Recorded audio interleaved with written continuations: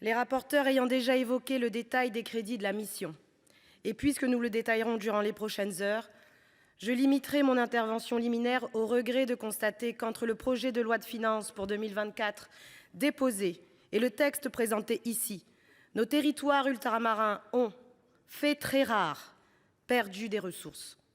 En effet, si vous avez bien repris quelques crédits supplémentaires proposés par nos collègues députés, ils ne suffisent pas à compenser les quelques 150 millions d'euros disparus à travers l'amendement du rapporteur général du budget de l'Assemblée sur la base d'un rapport peu probant, dont on ne sait s'il doit justifier cet amendement ou l'inverse.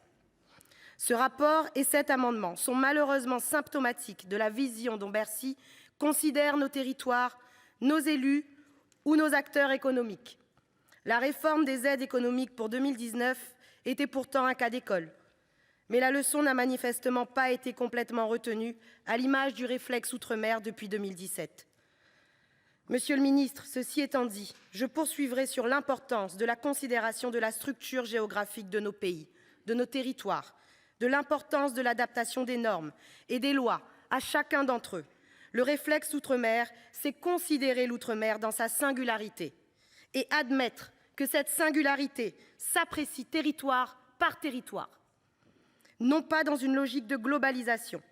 La transversalité est d'autant plus primordiale lorsque l'on aborde nos territoires, tant l'éloignement et l'insularité restent des facteurs d'accroissement de nos problématiques structurelles. Nous devons vous le rappeler pour que vous le marteliez inlassablement auprès de vos collègues ministres et que ce réflexe outre-mer s'automatise. Comment ne pas, par exemple, être désarçonné à la lecture de l'article 50 concernant MaPrimeRénov', s'appuyant sur un DPE, hexagonal forcément, alors que même le CIOM a acté cet été la mise en application des DPE ultramarins en 2028. C'est faire échapper à quelques 2 millions de Français un dispositif pourtant bénéfique, et pour nos enjeux de transition écologique, et pour les enjeux du logement. Lutter contre la vacance des logements dans le parc locatif privé, lutter contre l'habitat indigne, finalement, lutter contre la crise du logement que nous connaissons toutes et tous. C'est un levier évident qui est proposé. Et pourtant, nous ne pouvons y émarger. Les exemples ne manquent pas. Trop de lois et de décrets sont source de blocage et entravent le travail de nos collectivités. Impossibilité de rénover le bâti, souvent vétuste, du fait que les normes hexagonales soient peu résilientes au climat tropical. La loi littorale s'applique à plus de 2000 mètres d'altitude et se conjugue quand elle ne contredit pas la loi montagne. Une inadaptation des zonages ultramarins pour les quartiers prioritaires politiques de la ville, pour le logement, pour l'enseignement ou pour le sport et la santé. Toute la Réunion, voire les 5 départements, devraient être classés en QPV et pas seulement. Le temps me manque pour évoquer la difficulté récurrente de notre tissu économique et notamment de nos TPE-PME en manque de trésorerie et entravés par les délais de paiement ou l'absence de capitaux, les problématiques liées au choc démographique du grand âge. Pour les Antilles et pour la Réunion, c'est déjà maintenant.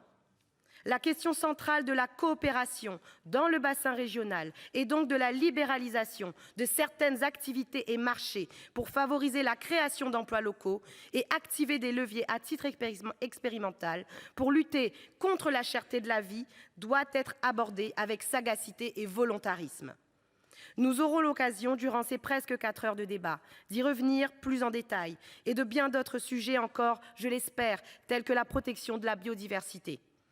Et je sais pouvoir compter sur l'implication et l'absence de parti pris de mes collègues sénateurs pour défendre chaque point, chaque menace et chaque atout. Tout d'abord, je voudrais souligner que le ministère est parvenu à maintenir les liens de travail et d'écoute qui existent avec les élus de nos territoires, ce dont je me réjouis. Alors bien sûr, ces rapports sont parfois tumultueux, mais je sais que nous parviendrons à avancer sur les chantiers qui nous attendent dans l'intérêt de nos populations.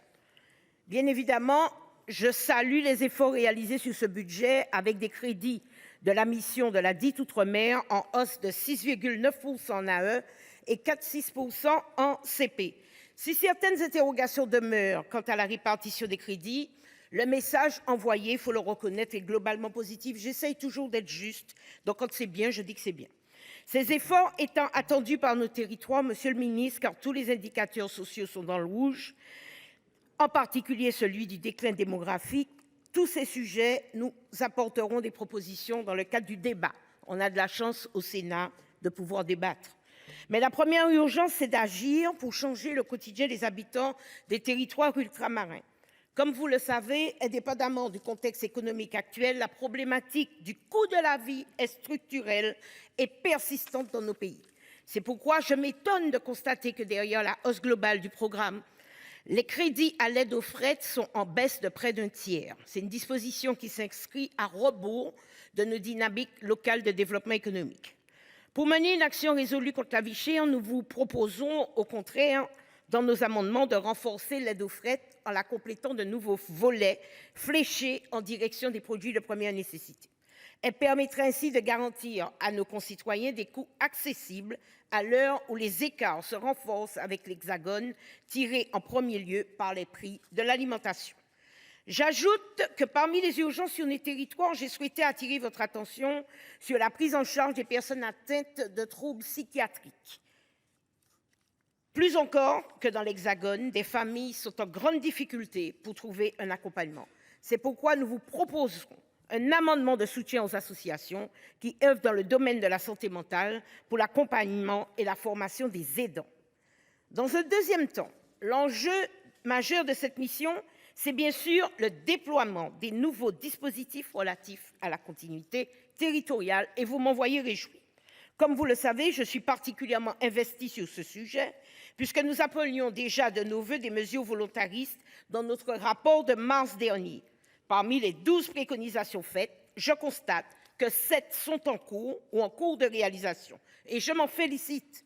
Mais l'occasion nous est donnée aujourd'hui d'aller plus loin, chers collègues.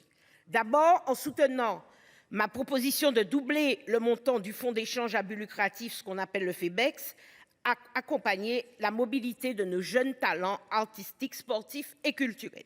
Ensuite, en inscrivant dans le budget, comme vous l'avez fait, une réforme ambitieuse de la DOM.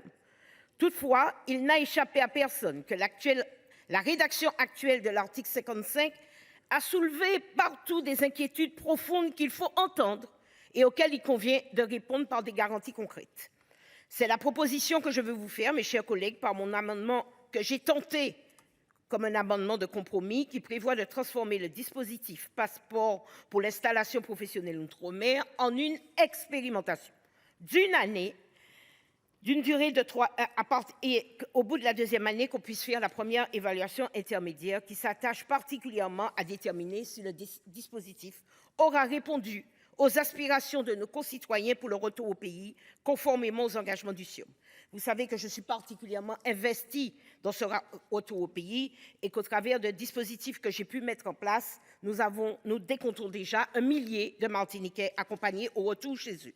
C'est cette philosophie qui doit guider notre action. C'est la raison pour laquelle nous réaffirmons que la vocation de ces crédits est de soutenir les mobilités de nos concitoyens qui sont parfois tenus éloignés de leur territoire et de leurs attaches du seul fait de leurs conditions sociales. Cela représente souvent une violence que nous ne pouvons pas tolérer dans notre République. Ces 22 millions de crédits sont déjà une première victoire pour nos populations qu'il convient de préserver. Si je partage certains des points de vigilance qui ont été évoqués par les collègues, notre responsabilité dans cette situation est de mobiliser tous les leviers à notre disposition pour faciliter le retour au pays des ultramarins qui en ont le plus besoin. Vous l'avez compris, monsieur le ministre, je porte avec mon groupe un nombre de propositions utiles qui vont vous permettre de répondre à certaines situations d'urgence. Par ailleurs, sur la question de l'article 55, je suis convaincue qu'avec un esprit de responsabilité partagée, nous parviendrons à un compromis dans le seul intérêt de nos compatriotes ultramarins